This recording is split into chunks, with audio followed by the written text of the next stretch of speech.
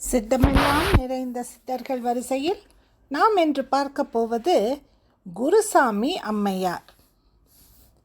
தெற்கிலிருந்து வந்த இந்த அம்மையார் இங்கே அரியூர் என்னும் பகுதியில் வந்து அங்குள்ள மரத்தடி ஒன்றில் தவம் ஆழ்ந்திருந்த போது இவரை சிலர் வணங்கி சென்றிருக்கின்றனர்.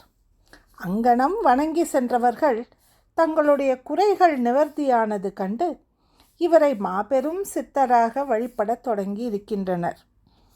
அவ்வூரில் உள்ள மக்கள் அமைத்து கொடுத்த குடிலில் தங்கியிருந்து அடியவர்களுக்கும் பக்தர்களுக்கும் அருளாசி வழங்கி அன்னதானமும் செய்து வந்திருக்கின்றார். இவரை பற்றிய பூர்வீக தகவல்கள் எதுவும் சரியாக நமக்கு தெரியவில்லை. அனைவருக்கும் குருவாக இருப்பதால் இந்த அம்மையாருக்கு குருசாமி என்ற பெயர் விளங்கி இருக்கலாம் என்று கருதப்படுகிறது.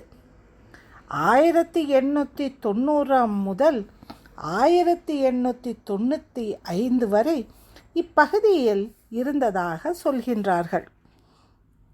நடராஜ சுவாமிகள் என்பவர் அரியூர் வந்து குருசாமி அம்மையாரின் சமாதியை பற்றி தகவல் அறிந்து அது பற்றி வெளி உலகுக்கு கொண்டு வந்து பூஜை செய்து அம்மையாரின் சீடர் மூலம் பெற்ற படத்தினை வெளியிடும் சிலை வடிவத்திலும் ஏற்பாடு செய்திருக்கிறார். ஒவ்வொரு பௌர்ணமி தோறும் இந்த சித்த பெண்மணிக்கு மிளகாயை அரைத்து நீரில் கரைத்து அபிஷேகம் செய்து வணங்கி காணிக்கை அளிப்பதும் நிலபுலங்களை வழங்கியிருப்பதும் அம்மையார் மீது அன்பர்கள் வைத்திருக்கும் அளவற்ற அன்பை காட்டுகிறது நமக்கு.